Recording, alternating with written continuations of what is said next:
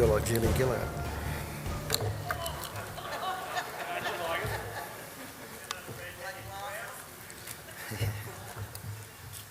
Thanks very much, Ian, and thank you very much, Ian, for what you're doing for the food producers. You're a real little ripper, you really are, and it won't be forgotten. And also I'd like to welcome Chris Dawson from the Lord Monckton Foundation, and also Lord Monckton, and what a fantastic job you're doing to tell people about the truth behind climate change, and you've got the facts and you've got the data.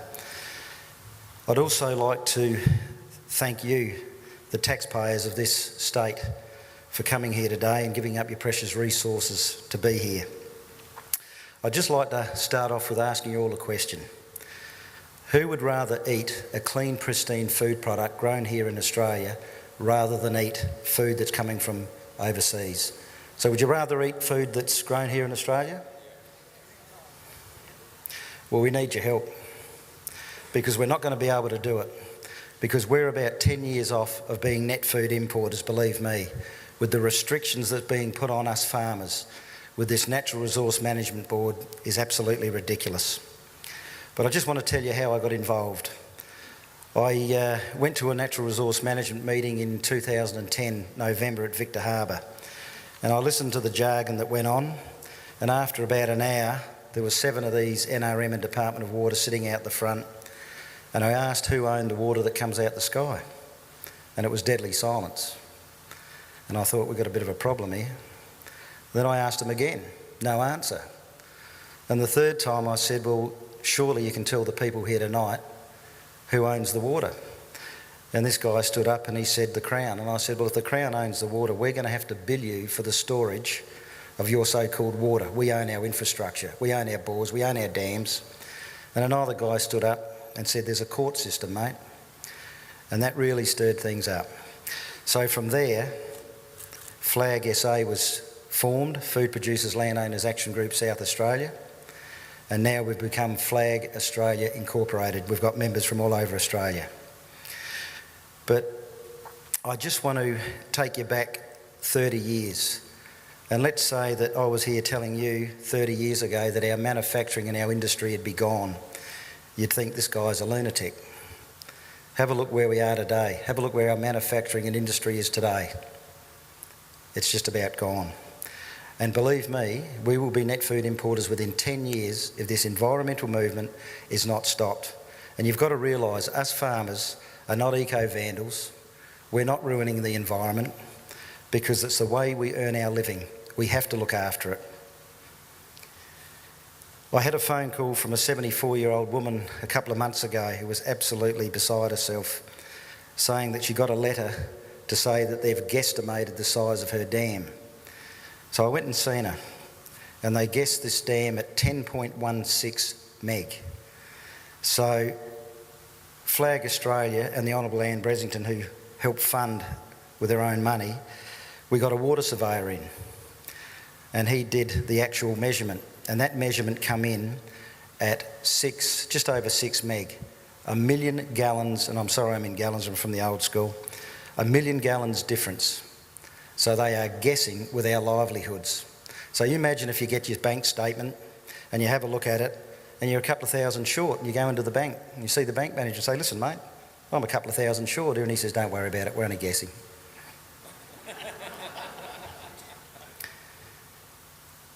The NRM want to fence off our creeks and fence off our dams, all at our expense. Why? Because they talk about pristine water. And it's quite obvious they don't want animal faeces going into the waterways. Well, microorganisms feed off animal faeces. It's part of the ecology. We've got the Kangaroo Creek, the most pristine water in the state.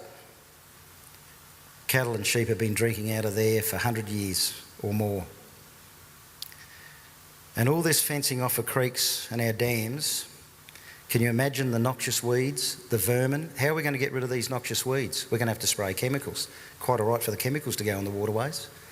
And then we've got to have a trough system, all at our expense. So when I jump on my motorbike and go around my paddocks and I see all the kangaroos and everything else drinking out of the troughs, that when we're on a metered system that we're going to pay for, we're not going to be able to survive. I don't mind the kangaroos coming to my dam. I've got 2 creeks at home. Come there, have a drink, no problems there at all. And then they want to tell us our stocking rates. And what I'm telling you today is actually happened to people. This is not hearsay. And they've been onto a property at the Mallee, and they've said to the guy he's got to get rid of a certain number of sheep because he was above the stocking rate for that area. And he said, no, look, hang on, I've got plenty of feed, my sheep are in good condition. No, sorry, they've got to go. They were counting lambs as full-grown ewes. This is ridiculous. And then he said, well, if I don't get rid of them, you're probably going to charge me some non-complying fines, are you? No, we'll sell you up. How ridiculous to think we're going through that in this flaming country. And we go on, and I can tell you another story, a guy at Mount Compass. And just remember that stock and domestic water are supposed to be exempt, no charge. And this gentleman had to put a meter on his bore.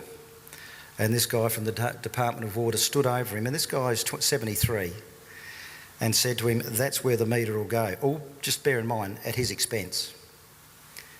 And he said, no, look, hang on, stock and domestic are exempt. No, it's got to go there. So they forced him to put the meter where the stock and domestic water are going through. Another guy at Victor Harbour Way was clearing a bit of silt out of a creek to help environmental flow. He got hit with a $35,000 fine, or he's got to plant 6,000 square metres of this acacia paradoxa, prickly acacia, kerosene bush, and all this other native grass and low bushes.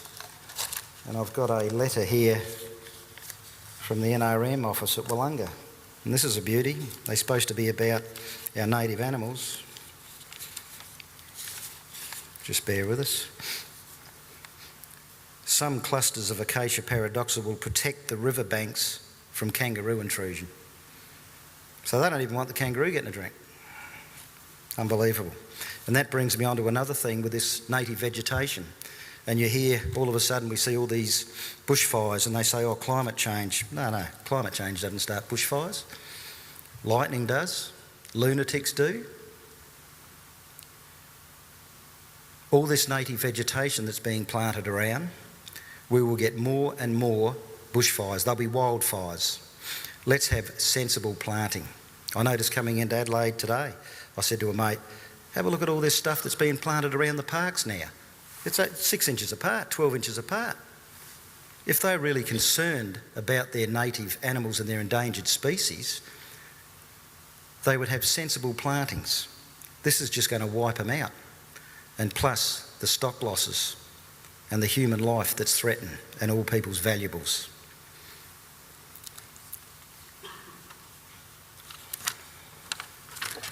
Just excuse me a minute.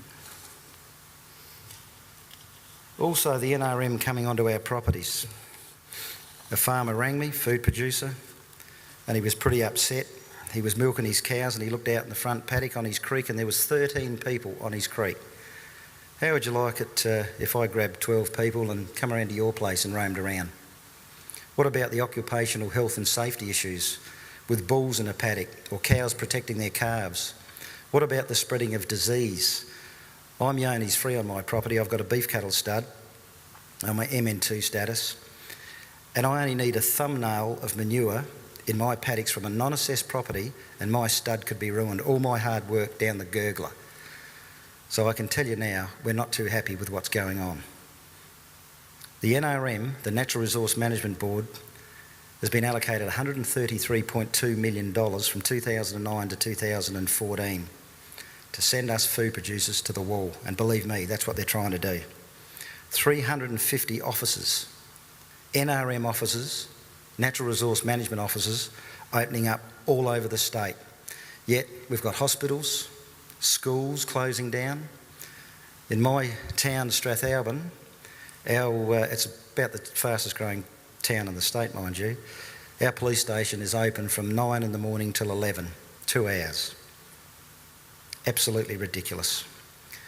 The NRM meetings that we went to, you talk about freedom of speech. Sorry, that's gone. They did not want us speaking publicly. I will see you individually. Quite, well, come and see you. When I put up my hand these days, well, sorry, I don't get a word in. And another thing that worries me too is with all this vegetation that's being planted, taxpayers' money, they have a prescribed burn-off. prescribed burn-off. Murdering these native animals and endangered species. No different to me going out in the paddock, lighting my paddock up and burning my cattle. Politicians talk about border security.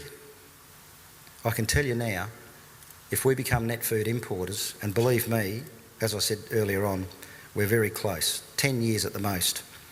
Victoria last year imported more food than it exported. That is disgusting. But getting back to about the border security, what about food security? If we become net food importers, we're going to be relying on other countries to supply us with food. What if they cut the supply? And believe me, it could happen. I think our future generations deserve the privilege what we've had in our lifetime. They deserve the right to have a clean, pristine food product so they can enjoy it for the rest of their lives.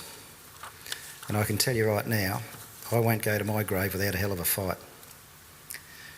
Another thing, when I see stations that are being bought up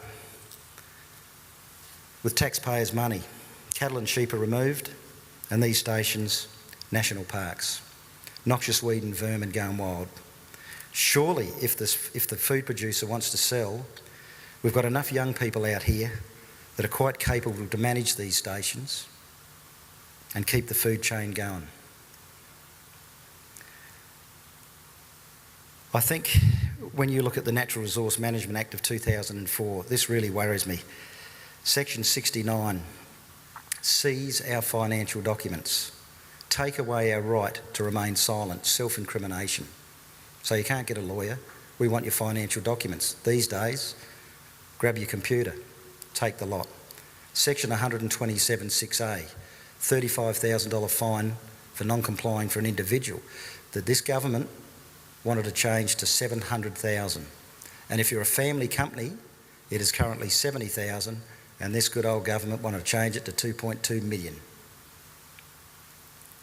I think you people really need to know what's going on. We are for the environment, believe me, and I don't care whether you're environmentalist or what you are.